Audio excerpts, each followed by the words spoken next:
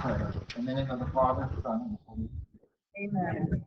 Son of God, you could have called on me to help you in your agony, but you chose to submit to your antagonist and suffering you in God's plan foretold in Scripture.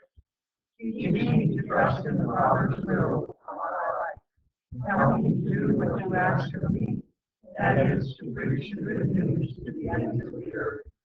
Amen.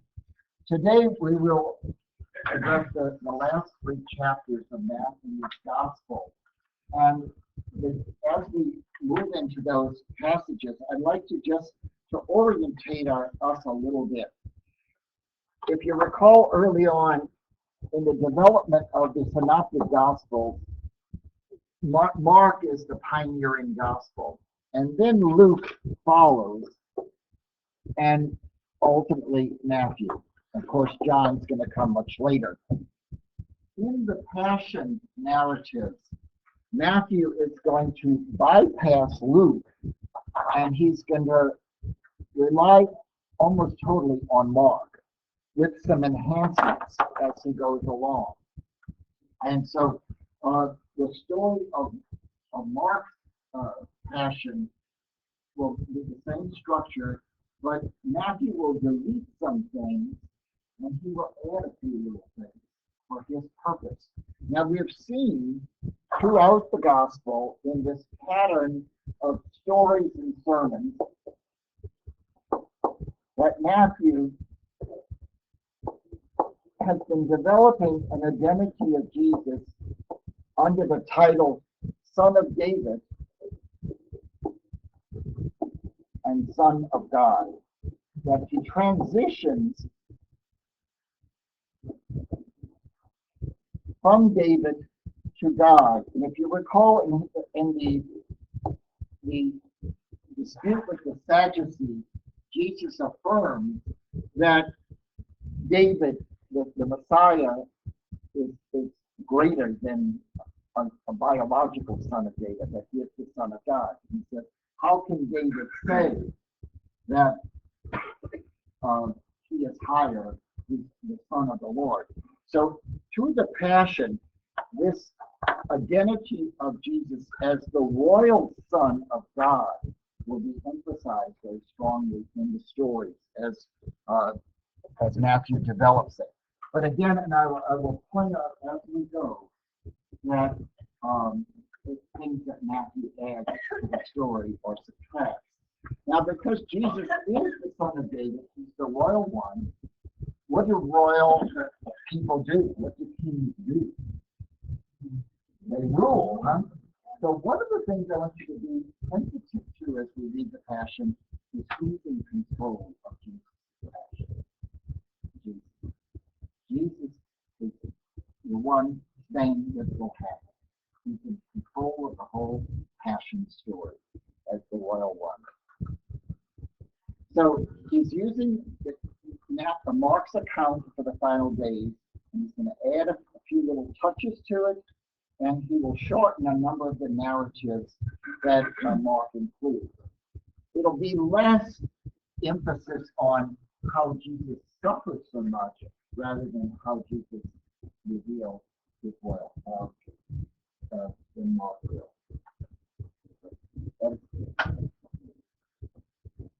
Okay. The narrative begins in the standard Markian way. He says, after Jesus had finished, remember he has just given the sermon on the last things, and he culminates it with the story of the last judgment of the sheep and the goats. So now, as Jesus had now finished all he wanted to say, he told his disciples, it will be the Passover, as you know, in 2 days' time, and the Son of Man will be handed over to be crucified. So he announces, and sometimes this is called the fourth Passion prediction, which we've already had 3 to the disciples. Then the chief priests and the elders of the people assembled in the palace of the high priest, whose name was Caiaphas. Again, another switch. Throughout the narratives, Jesus has been in contest with Pharisees and scribes. in the Passion, the dominant antagonists will be the chief priests and the elders. And so now they will be the ones interacting with Jesus. Caiaphas had been the chief priest, according to Josephus, from 18 to 36 AD. So he had a long tenure, 18-year tenure as chief priest. Later on, we'll hear of Ananias, and Ananias was his father-in-law, and that will come into the story there as we move along. And they made plans to arrest Jesus by some trick and have him put to death. They said, however, it must not be during the festival. There must be no disturbance among the people. And that would be logical according to Josephus, because at this time, because of so much unrest among the Jews, because of the occupation of the Romans, Passover is being characterized by a lot of social unrest, rioting, and protests and things of the sort. Not uncommon to our own experience. There can be some event, and people would decide to protest. I don't know if you've ever been even to a Catholic event, and you'll see people outside with tickets usually across the street or something like that. But it was a little bit more tumultuous than just picketing. And so often Rome would bring in extra garrisons to control the city during this time. And so it seems logical that they would not have wanted to deal with it. Now, Jesus was at Bethany, which is about 2 miles north of Jerusalem, in the house of Simon. He was a man who had been a leper, and he assumed that he was cured. We don't know if he was cured by Jesus or not, but he obviously was cured because he would have been entertaining people into his house. In this story, we're going to see that Jesus is going to be anointed for his burial. This is an interesting touch in Matthew, because when we get to the burial of Jesus, he's not going to be anointed.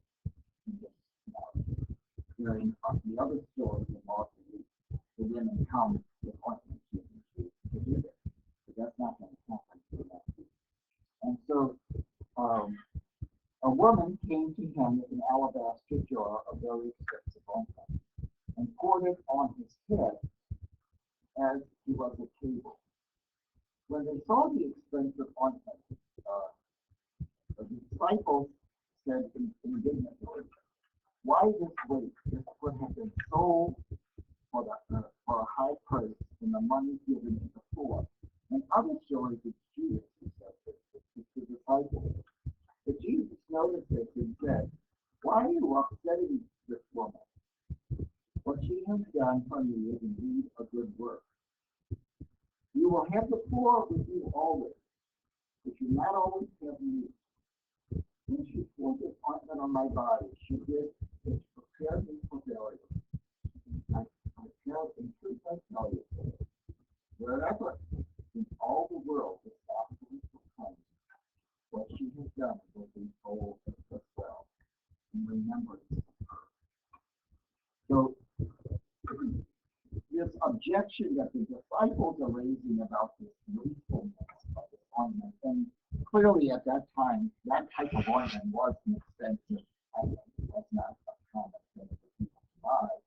So it seems sort of like an illegitimate objection, especially in light of Jesus has just preached his grand sermon about the sheep and the goats. It was, at least maybe they were trying to apply it. I'm implying that. But what is important here, first of all, that he's being anointed, and as I mentioned, there's no mention in the actual burial story. This is an anointing. But this other text, which sometimes has been problematic in Christian society, and especially when faith groups try to address poverty issues, and they said, Jesus already said you can have the poor with him always. What Jesus is doing is quoting the book of Deuteronomy. This is a time in Deuteronomy when the people are settling in Israel. And God says to the people, "Take possession of the land. There shall be no poor among you. the poor are an opportunity to do good. So it's not a dispensation from care of the poor. It's an exception teaching that Jesus is saying. This is very particular. I'm being anointed for burial. But the command that we find in Deuteronomy still applies.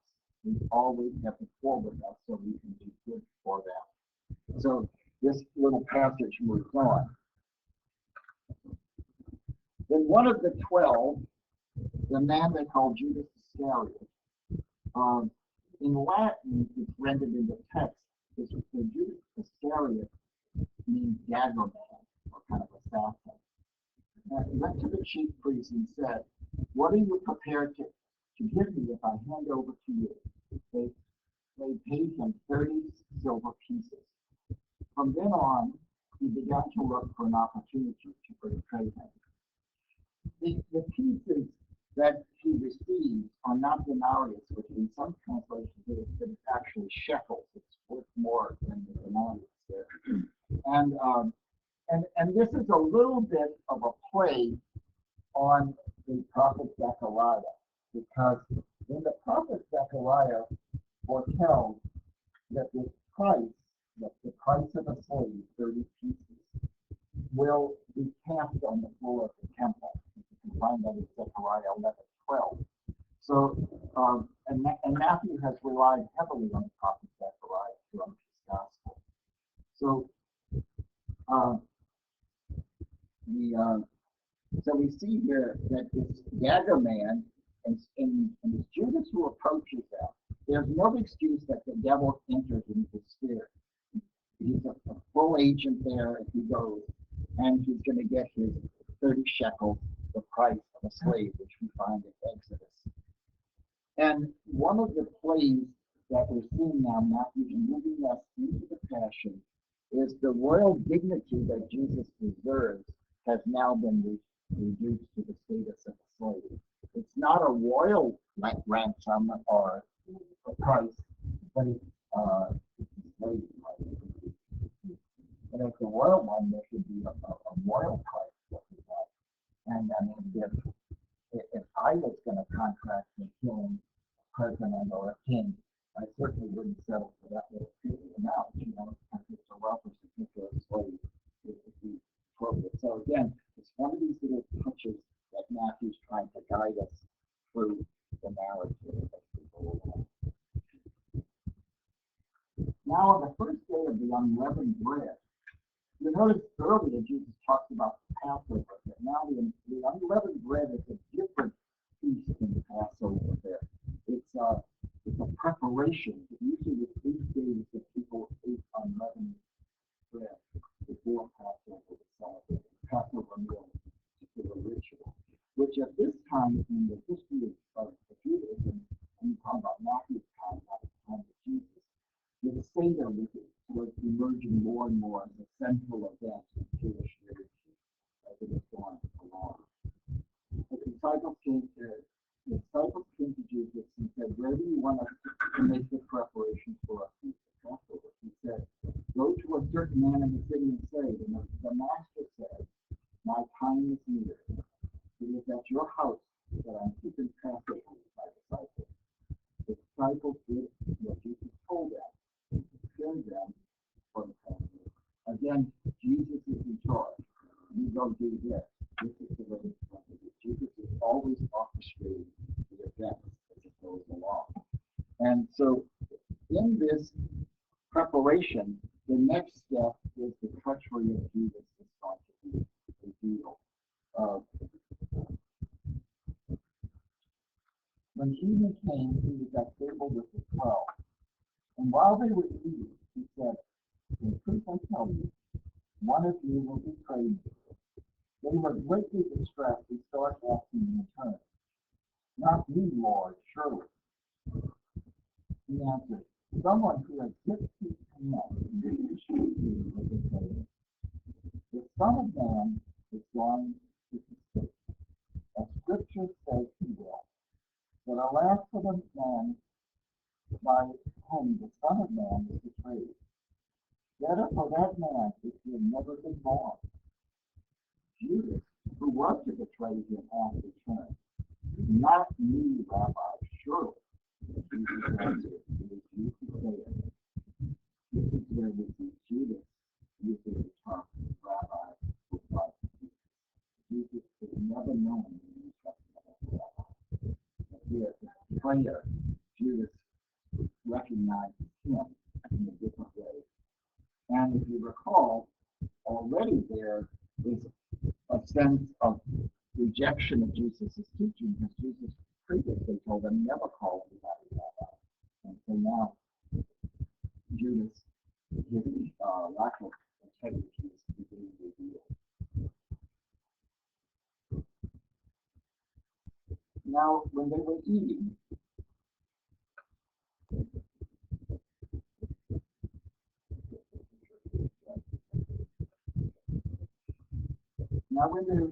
Jesus took bread and he said the blessing, broke it to his disciples.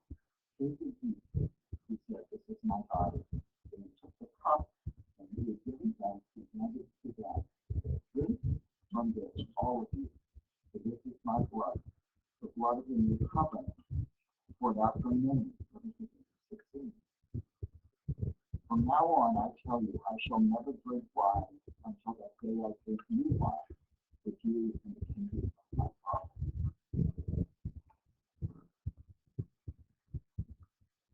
In this narrative of the Eucharist, which is expressed in the Passover meal, Matthew doesn't note the time lapse between the bread and the wine. And notice it's the last cup that Jesus gives. But here, Matthew is just moving right along in the story. He doesn't give us a lot of detail. So he collapses the whole Passover meal into one event to receive that. Another question comes up. Is this really taking place at the Passover? Or is it the day before the Passover? John's gospel says the day before the Passover. And we're going to see there's some kind of blurriness about the really chronology of this whole event. And then in this whole text that holds together, after the Psalms were sung, they left for the Mount of Olives. And Jesus said to them, you will all fall away from me tonight. Another translation is you will all be scandalized by me. And this is important to understand what is going on among them. Scandal in the Catholic tradition doesn't mean that you're doing something wrong, but you're doing something that will cause someone else to sin. And they're looking at this event of redemption in a scandalous way. And so they flee, they deny Christ as they go along. For the scripture says, I will strike the shepherd and the sheep of the flock will be scattered. But after my resurrection, I will go into the east of Galilee. That text implies already a forgiveness for their denial of Jesus. He doesn't cut them off. They run away from him, but Jesus says, well, I'll see you in Galilee later. And so there's this opening for a reconciliation and a forgiveness in that little text there.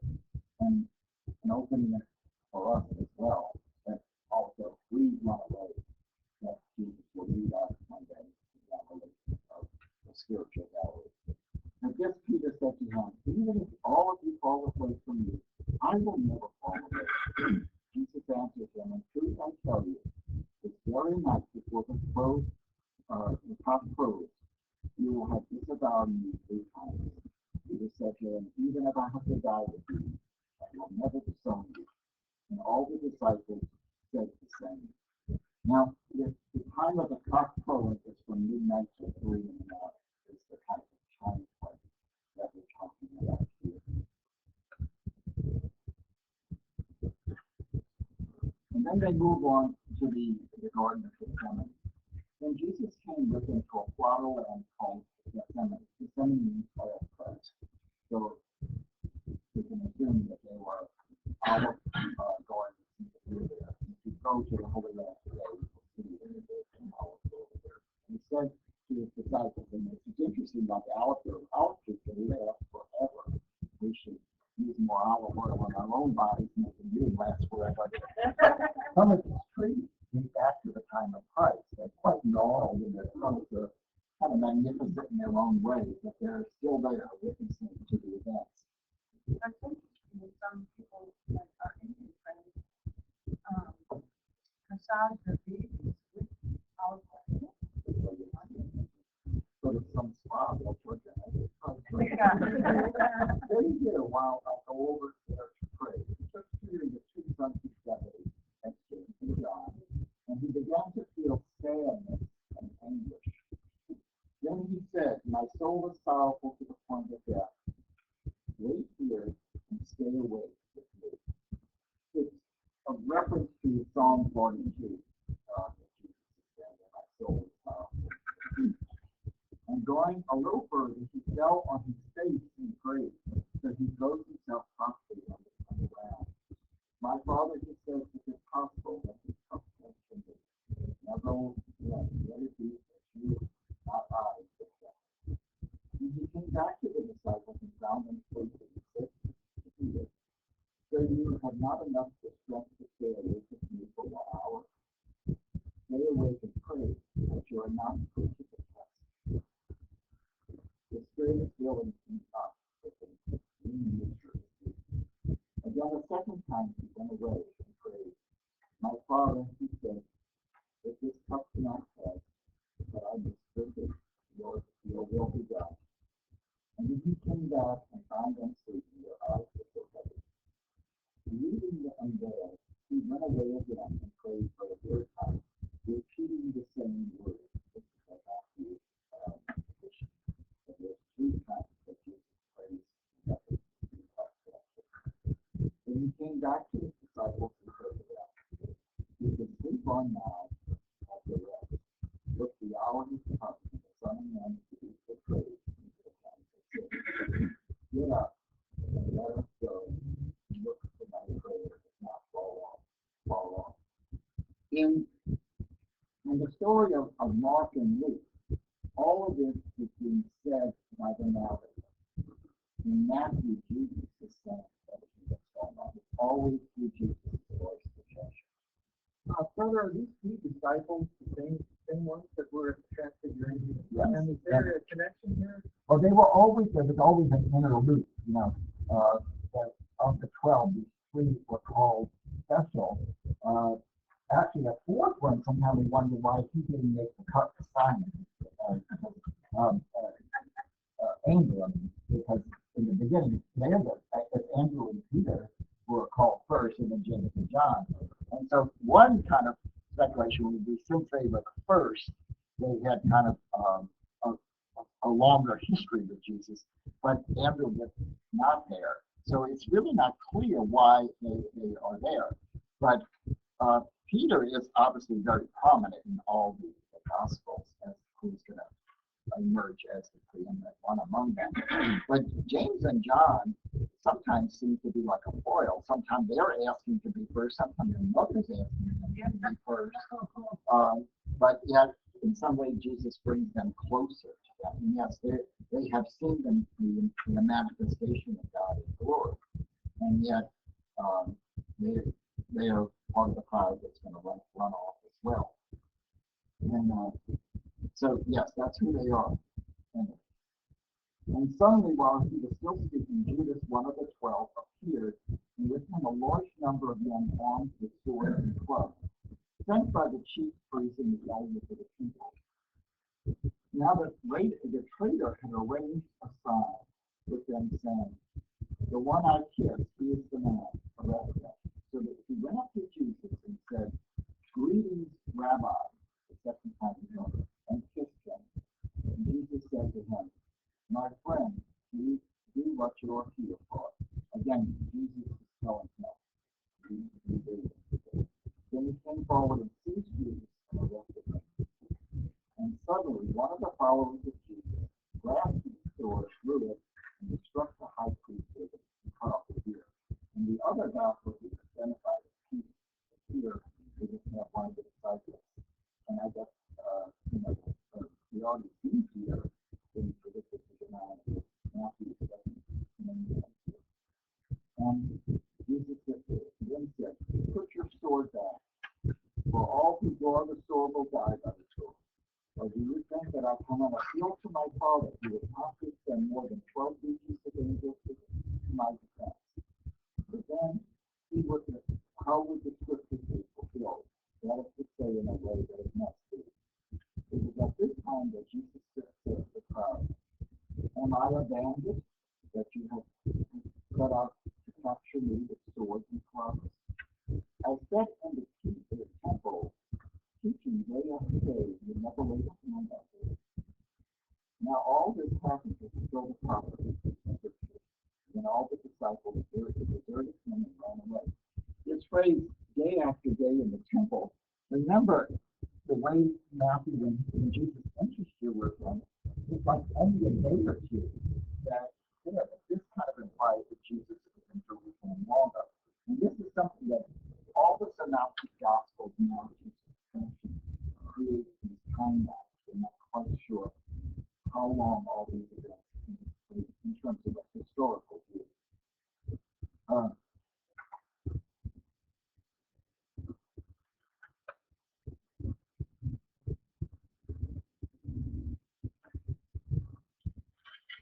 And so just to look at some of it's similar to Mark's stories, but he has this third comment of Jesus about the cup.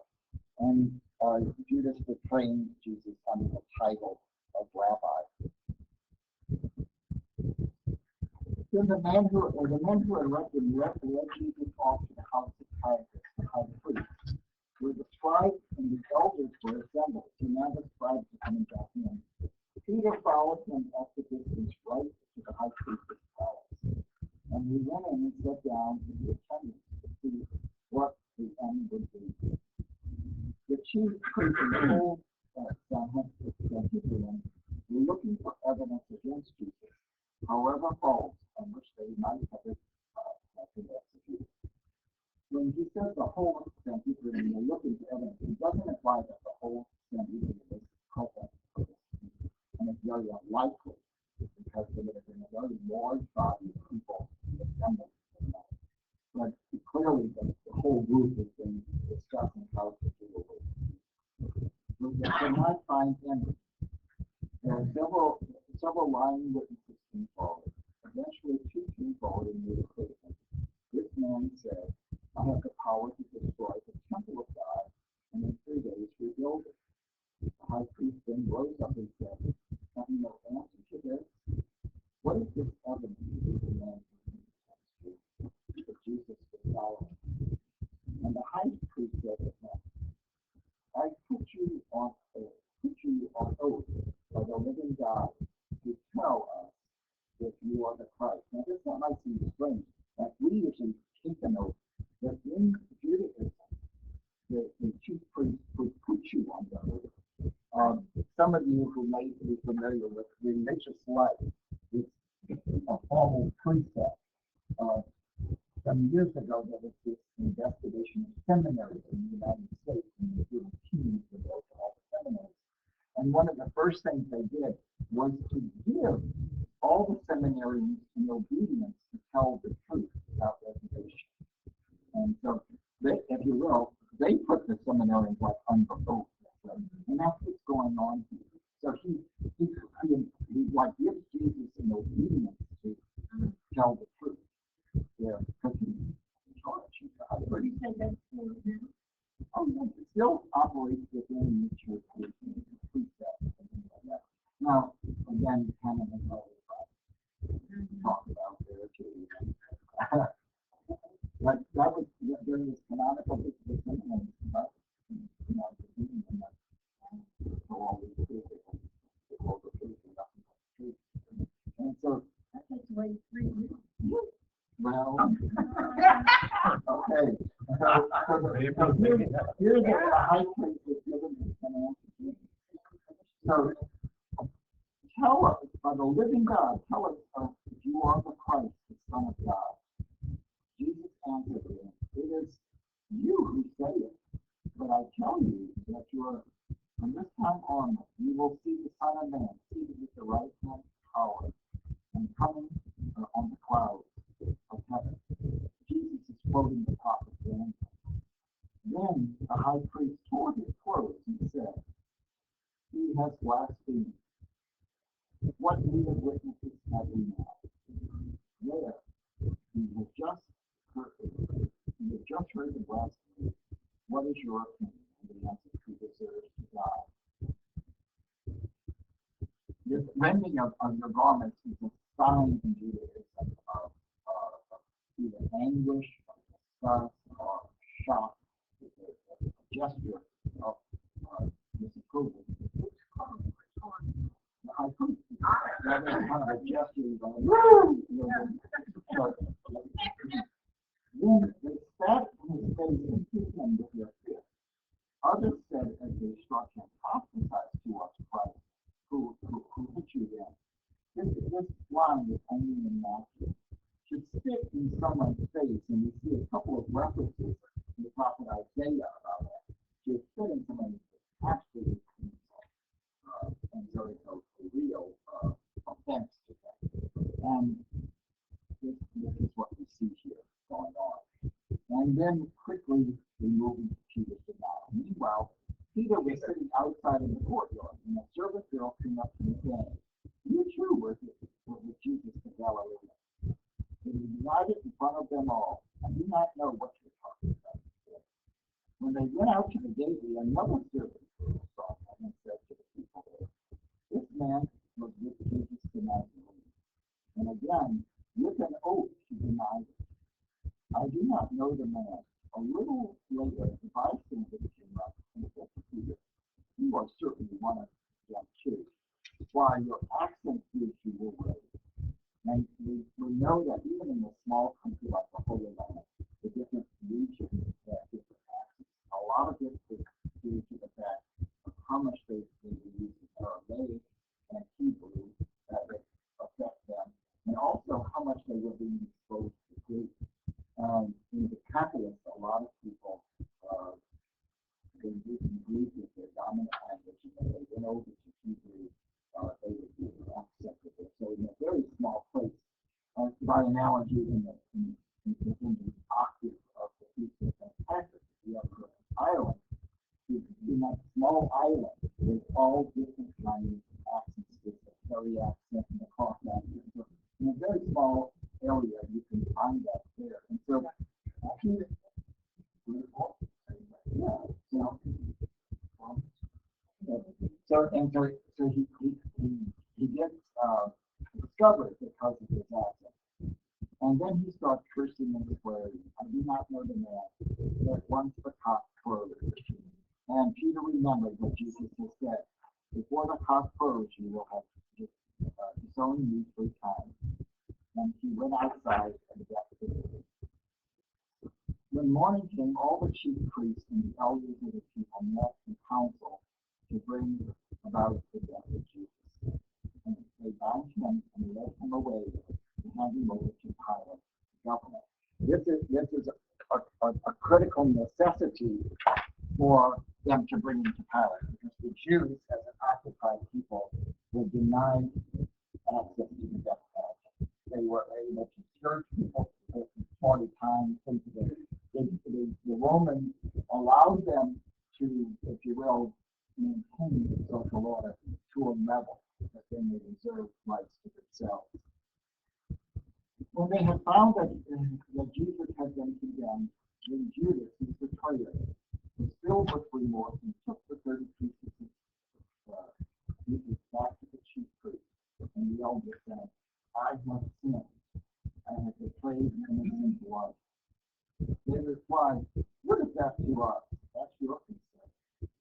And flinging down the silver pieces in the sanctuary, he made off and left the temple himself.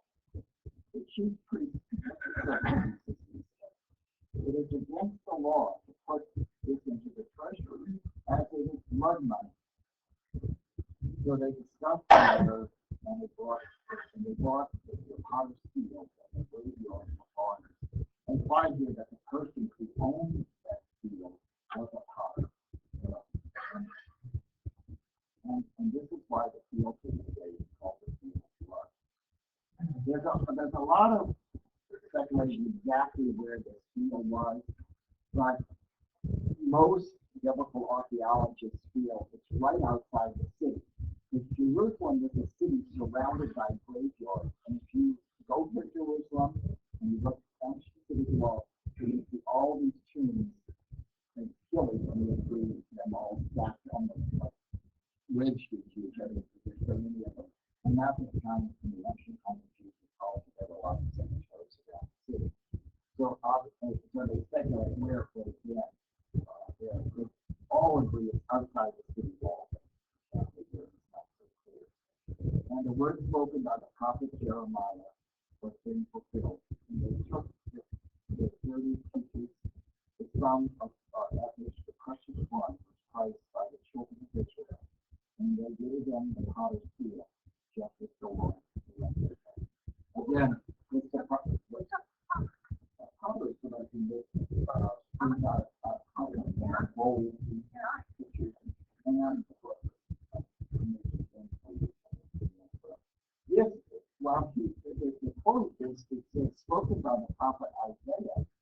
We don't really find that, but we see a reference in Ezekiel speaking this way. And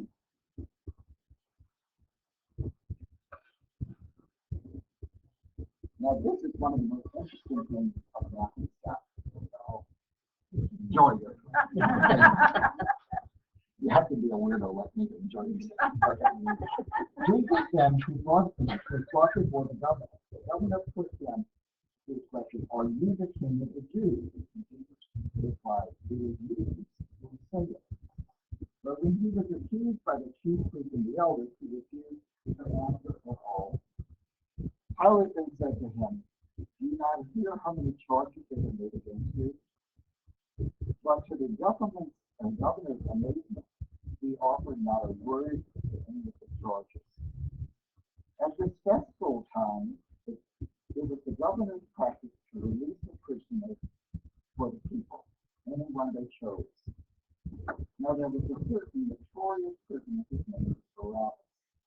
In some of the earlier manuscripts of Matthew, his name is Jesus Barabbas. Barabbas means son of Abba.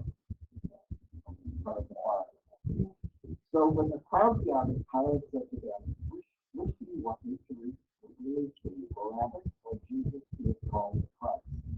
Well, why did they drop in later texts? It's after Origen. Origen said no one should ever have the name of Jesus.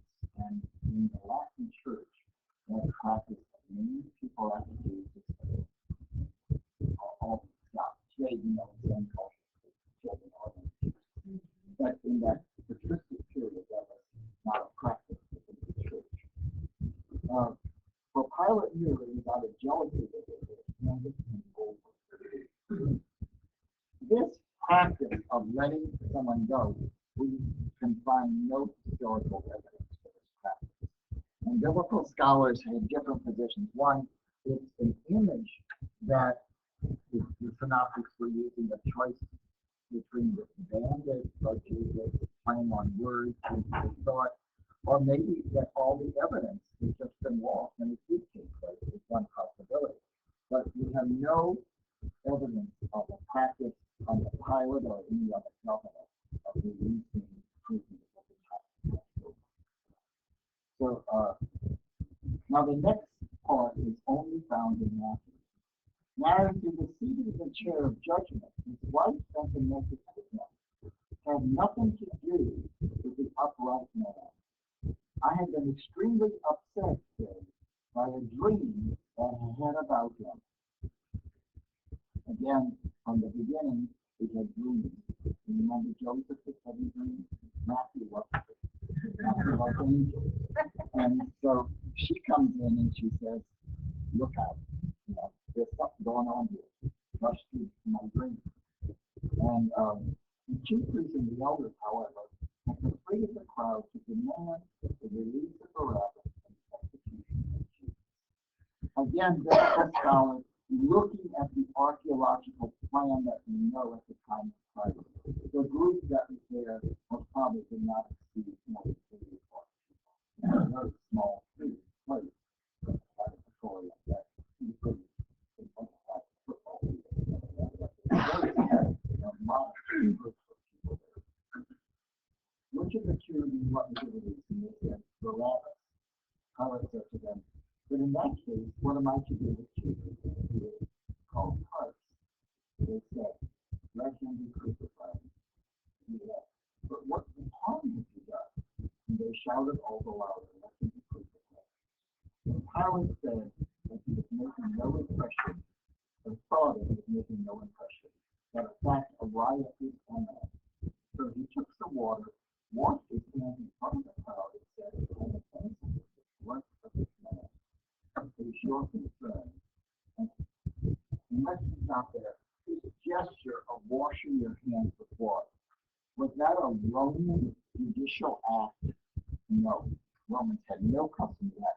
But Jews, there's a text in Judaism that if an innocent person dies, all the people not involved should wash their hands as a symbol of their innocence. So what Pilate is doing is he's taking a Jewish symbol and shoving it in their face. It's a very contemptuous thing he's doing to the elders of the crowd. He's using their image against them, okay? And you'll find that in Deuteronomy there as well. And that's part of the animal sacrificial animal. You can wash your hands before you can come out. If you're innocent of blood, that is a symbol of it is that you wash your hands, that you're not part of it. And again, I'll give you the reference there to it. So he's just kind of like flipping it back on them, shall we say, and using their own symbol there. And he says, I'm innocent of his blood. And the people, every one of them, shouted back, let his blood be upon us and our children. And he released Barabbas for them. And after having Jesus scourged, he handed him over to be crucified. Again, this text about let his blood be on us and our children.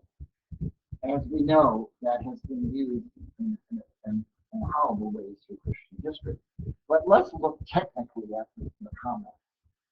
Matthew is writing in a much later period, 40 years probably after the temple had been destroyed. So it would have been on the Jews that were there at Jesus' death and the Jewish community that's persecuting Matthew's community right now.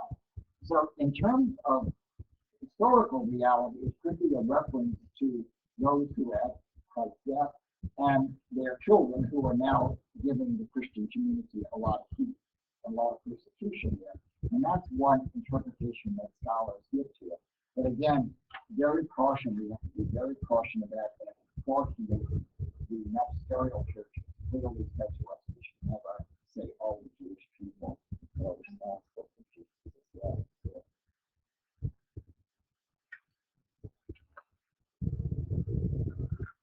The crowning of thorns that occurs is not a form of torture, it's a form of mockery. It's part of a mockery story. And again, what we know of Roman practices, they didn't crown people as a neutral device. They beat them up and things of this sort, but they didn't use it. So something peculiar to do with this. Then the governor soldiers took Jesus with them into the praetorium and collected the whole cohort around him. And they stripped them, put on a scarlet cloak around him. Now, the other two synoptics say a purple cloak, but Matthew has a scarlet cloak. And having twisted some thorns and full crown, they put it on his head and placed it a reed in his right hand. To make fun of him, they knelt before him. Again, remember that image of homage all through Matthew's gospel. People were kneeling, bowing to him. They always came after him. So now they're going to mock him with the filthy of the Jews. And they scattered him and took the reed and struck him on the head with it. And when they had finished making fun of him, they took off the cloak and dressed him in his own clothes, and they led him off to be crucified. The crucifixion in Matthew is very, very brief. On their way out, they came across a man of Cyrene, which is today modern Libya, called Simon, and enlisted him to carry his cross.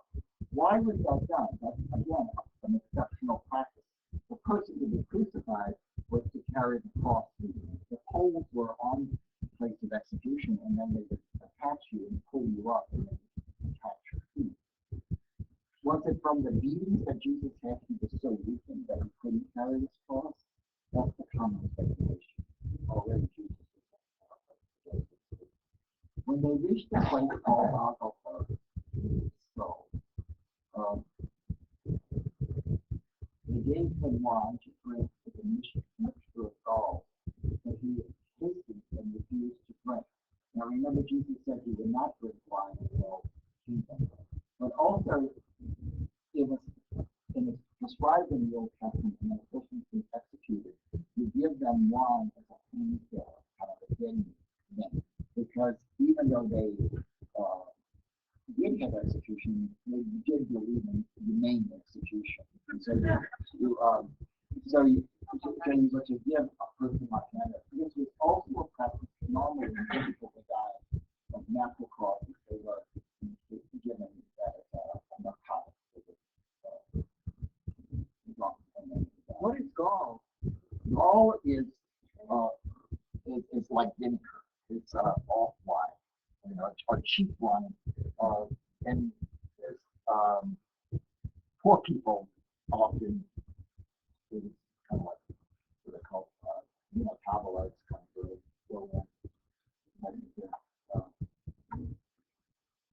when they had finished crucifying, they shared out his clothing by casting lots. And then they came down and stayed there keeping guard over him. John's Gospel and Matthew's will, from now on, be very precise in saying the whole time all these events are under guard, supervision of authority. So there's always guards making the steward. There's one line that Matthew when we defended. So now the guards are there, and the whole time they don't leave. Above his head was placed the charge against him. This is Jesus, the King of the Jews. Then two bandits were crucified with him, one on the right and one on the left.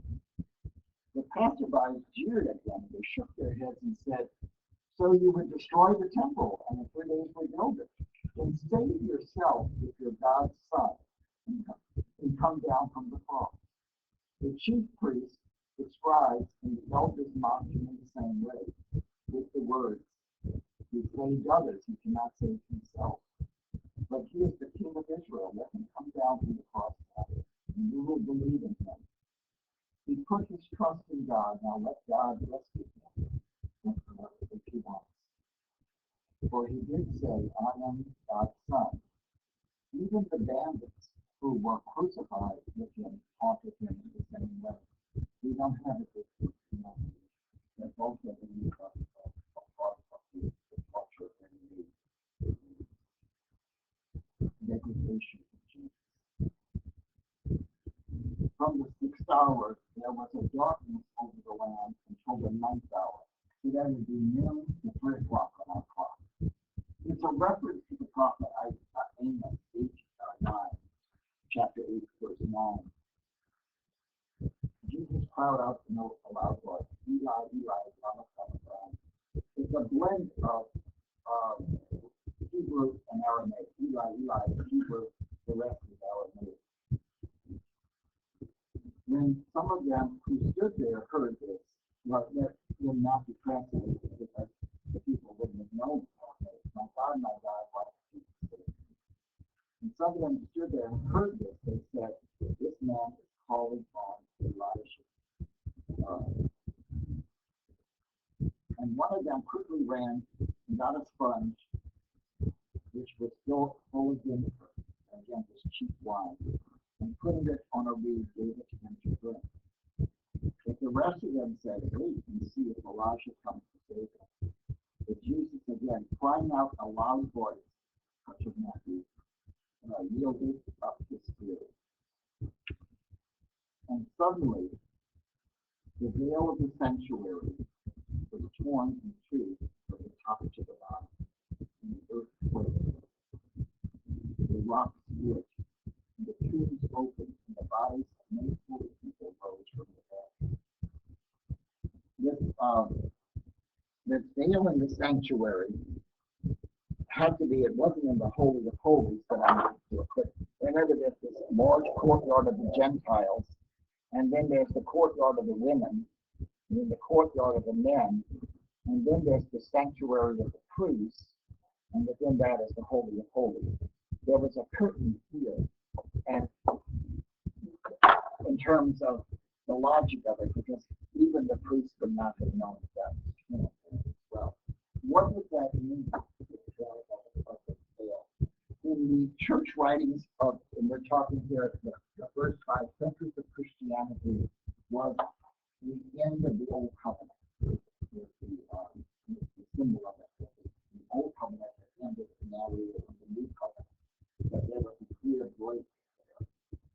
Some of the commentaries we get, again, Origin, like writes a lot about this, is that in the carrying of the cross there, that is also a symbol of the separation of Christianity. And remember, the church fathers are writing a lot of commentaries on Scripture, both in the New Testament. Generally, when they write in the Old Testament, they use a lot of allegory. So when Moses hits the rock, it's a prefiguring of that. You'll see those kind of commentaries. But in the New Testament, when they do commentaries, they're looking at implications for Christian life today. So today in the office of reading, there's a commentary by St. Augustine on some scripture, and you'll see they're always giving implications for us. And the one with Grant are always giving about sexual encouragement. So, and I would encourage you over time to look at the church's acceptance of what we call the appropriation of the scriptures in the life of the church. Because many of the these texts are look at the revelation of God, receive them, praise them, instruct them, broadens our understanding of the text as we go along.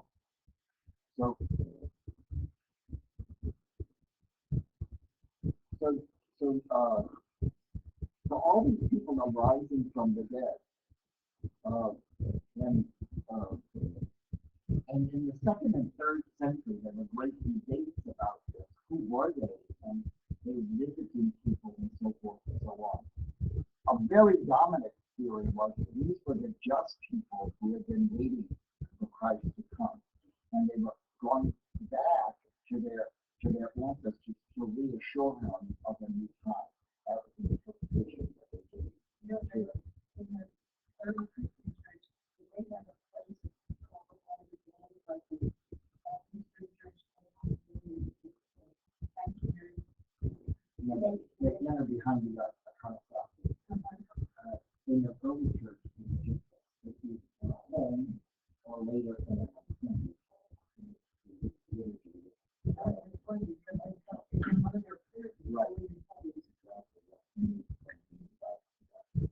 So, and these, after his resurrection came out of the tomb, they entered the holiest of the city and appeared to a number of people. So these dead people come out of the tomb and they're visiting people. And the centurion together with the other guarding people. Again, now Jesus is being guarded. Remember that? Being guarded. Had seen the earthquake and all that was taking place, and they were terrified and said, "In truth, this man is the Son of God."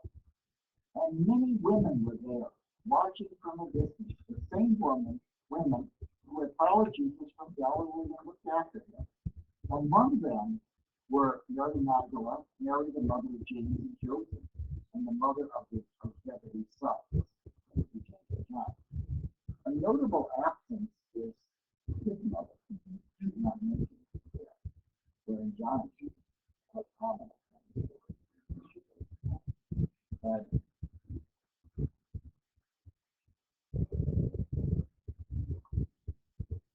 when it was evening, there was a rich man, Matthew says he's rich. The other one says he was a God-fearing Jew.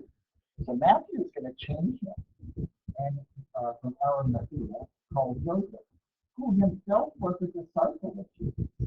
So that's good. So is it later, after the event where Joseph becomes a Christian and becomes a prominent Christian in the community? We don't know. Matthew's take on him is again different. man went to Pilate and asked for the body of Jesus. And Pilate ordered that it be handed over. So Joseph took the body, wrapped it in a fleece shroud, and put it in a new tomb, which had been hewn out of a rock. Remember, there's very soft limestone all around it. It's easy to help tomb. They rolled the Lord's stone across the entrance of the tomb and went away. Now Mary of Magdalene and the other Mary were there, sitting opposite the sepulchre. The next day, that is, when the preparation day was over, the chief priests and the Pharisees, now they're back. Okay, we hadn't heard from the Pharisees for a while. They had the scribes, now the Pharisees. And the Pharisees, are law and order. They went in a body to Pilate and said, Your Excellency, we recall that this impostor said, while he is still alive, after 3 days I will rise again. Therefore, give the order to have the sepulchre kept secure until the 30 days, then after to make sure. Outside authority watched. For fear his disciples came stealing away and tell the people he is risen from the dead. This last piece of fraud would be worse than what went on before. Pilate said to them, You have your God. Go and make all as secure as you know how. So they went and made the sepulchre secure, putting seals on the stones and mounting the guard. So, again, the temple guard is going to be watching the tomb, not going to be out of surveillance. After the Sabbath, and towards dawn on the first day of the week, Mary of Magdalene and the other Mary went to visit the sepulchre. And suddenly there was a violent earthquake, for an angel of the Lord, descending from heaven, came and rolled away the stone and sat on it. So outside the tomb, the angel comes down, rolls it, and sits down. You can imagine that it's like in your mind. His face was like lightning, his working robes white as snow. It sounds like the transfiguration of Jesus, but it's toned down. He's not as bright as Jesus was. The guards were so shaken by fear that they were like dead men. But the angel spoke and said to the women, There is no need for you to be afraid. I know who you are looking for, Jesus, who was crucified. He's not here. He was risen as he said he would. Come into the place where they live. And go quickly and tell the disciples. There's no conclusion of Peter coming. That is where you will see him. He is risen from the dead, going ahead of you into Galilee, where you will see him. Look up, I have told you, filled with awe and great joy, the lady came quickly away from the tomb and ran to tell the disciples. And suddenly,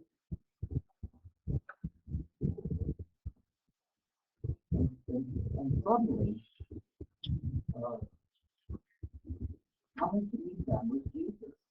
Greetings, he said, and the women came up to him, clasped his feet. They did him homage, homage to the royal king. And Jesus said to them, Do not be afraid. Go tell my brothers that they must leave for Galilee. There they will see me. And now, while they were on their way, some of the guards went off into the city to tell the chief priests all that had happened. They held a meeting with the elders, and after some discussion, handed a considerable sum of money to the soldiers. With these instructions, this is what you are to say. The disciples came during the night and stole them away while we were asleep. And should the governor come to hear of this, we undertake to put things right with them ourselves, to see that you do not get in trouble. If you fall asleep on the garden, you get it home. Okay? So don't worry. Tell the lie, but we'll put the fix in for you that you don't have the ordinary consequences of terrible shit. So they took the money and carried out their instructions. And to this day, this is the story among the Jews. So, remember Matthew 40 years later after the still in the Jewish community that they still find that one. So Matthew is again this kind of going on. Meanwhile, the disciples set out for Galilee, to the mountain where Jesus had arranged to meet them. When they saw him, they fell down before him. Though some hesitated. Again, with some, but most of them are not. Again, we don't know. The church fathers said half of them have faith and half of them do. But they don't tell us which one is which. Jesus came up and spoke to them.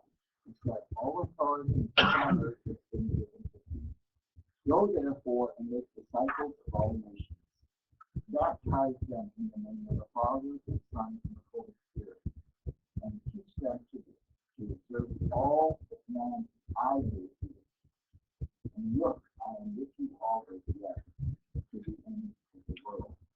So we have this great mission mandate that's given to the disciples and also to the church to convert the world, the very ends of the earth. It checks itself to the Gentiles and to the non-Jewish world as well. But very, very important, if you recall way back when we started to look at this, we met Jesus in the Nativity under the name Emmanuel, God with us. And so this baby is going to be God with us. And the gospel ends with the assurance, I will always be with you. So it's the fulfillment of the identity of Jesus as Emmanuel. And that is kind of the cycle of Matthew. Now Matthew kind of, when we look at Matthew from a theological perspective, what does Matthew give us in this gospel that's special? First of all, Matthew develops from the prophetic literature of Judaism a correct understanding of the Messiah, that who he is, his character and mission are being corrected. So the sermon and the narrative, one of their purposes is to give them correct commands. Okay? And in the mandate, Jesus says, teach them what I commanded you. So it's the new law, if you will, that's being commanded there. Jesus is royal identity, and if you look at the church documents, and particular documents that are considered the document of the church, we talk about Jesus being priest, prophet, and king, and we who are baptized as the people of God share in that identity. And so, in particular, Matthew has tried to develop a theology of the royal nature of Christ and the royal nature of the church, the Christian community, its noble character among us. And that noble character is going to be realized in a posture of servanthood, not of kind of an arrogant distance and ruling. But at the same time, when we say that Matthew, Jesus is the servant and his disciples are called to be servants, he's always stressing the integrity of the commandments. And if they're not followed, the consequences. Remember, all through the gospel, he's got people being thrown out and weeping and gnashing their teeth. That Matthew is comfortable with that idea. He's living in a world where people are rejecting the commandments of Jesus, and he sees their salvation in jeopardy. So throughout that gospel, we see and look at there. So one of the things I think for us as Christians today is, as the church appropriates the scriptures, and for us on our own personal identity, to understand our royal dignity through baptism, that we have a noble character, and that character is to be honored within us. And that's in the dignity of the human person. We talk so much of that in the area of human life, in all the different things, whether it be in medicine, to look at the patient as with the dignity of the patient, or the teacher respecting the students as human beings, and that's a novel idea that just won't last. But all these ideas that we see in our culture about you bring it to your people. And I realize that there's a sacred goodness to that character, and you even give that to little children, and that's the example that little children are from Jesus. So it's really a very, very powerful gospel, but the ultimate umbrella is it all comes together in the theology of God. And that these events that we look at today have set in motion a reality that is here already and yet not yet. The kingdom of God, which is about love, compassion, and mercy, is being realized in human history now partially. And it is a foretaste, the participation already in the kingdom, which will be revealed at the end of the age, whenever that shall be, in its fullness and will be incorporated in it. But the kingdom of God theology of Matthew is not high in the sky by God. It's high in the table and high in the sky. The image of the banquet, we start eating the pie here, and we continue and we get the ultimate dish portion in the kingdom. So if he doesn't disconnect human history from salvation history, they're integrated ideas and they're unfolded. So when we love, when we show mercy, we're showing compassion, we are already participating in this realm of divine kingship. Not in a messianic view that can start a war to drive the Romans out, or one who's going to bring great prosperity, material prosperity, but one that's going to be a conversion of heart, which allows us to live in a peace and a joy that we see in Paul's characteristics, forceful in the letters of Galatians, design the spirit of the. So Matthew's purpose in the historical context, I think he's achieved well. The question is, are we going to achieve it well? Are we going to appropriate to ourselves? Are we going to leave here today as a royal people? Are we going to claim our dignity? That's what needs to be the critical question about the gospel. Now, you looked at all this together. Have you any questions, comments, or insights that you would like to share? Sure. 40 years after after the destruction of the temple and some years after Marcus right around the destruction of the temple. So it's not the latest John, it's the latest and a very different purpose. Each of them have their own little purpose. When you think about it, it's 4 dimensions of Jesus that relate to the gospel. When you think about it, you thought of him as a diamond, and diamonds have multifaceted. Jesus came to us as a rough stone, and the evangelist passes it for us, so that we can understand what it is Jesus is for us. Look at that. Or we could look at the diamond, how we can look at the diamond gets rural experience from it. So that the 4 of them, I mean, that sometimes has been a conflict in the church. Which of the 4 is superior of the 4? And the answer is not.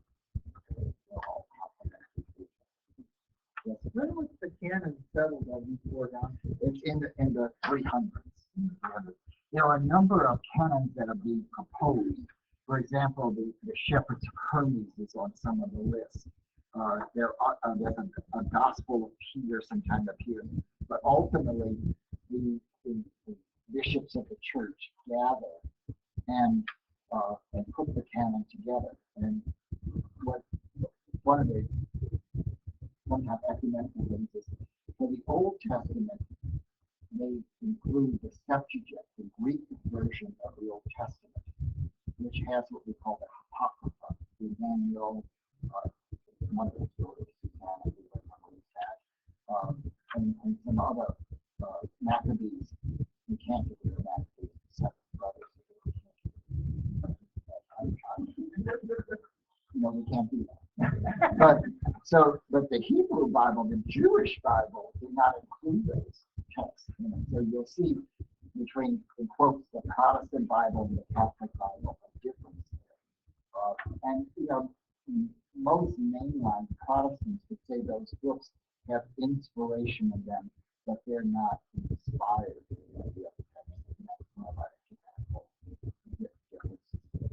So they put that, and then they drop some of these out, like the Shepherd of Hermas is not included in it. But it seems from what we know, which is not a lot, the criterion was to choose what was in and out, was what the church believed about Jesus. And so that's why Gnostic gospel is clearly not that. The idea that there would be a smaller saved and the masses would be lost. It's just totally opposite of the mission of Jesus. So they get knocked out. And we never really knew that they were until the discovery of some of those texts. And it gives us a campfire of the theology of salvation is so valid. How would you relate that to the murder of persecution of Christians in the parts of the world, I would say Matthew. especially Nigeria? I think that what we would see, what Matthew would say, don't be surprised that this happened because it happened to Christ and it happens to us.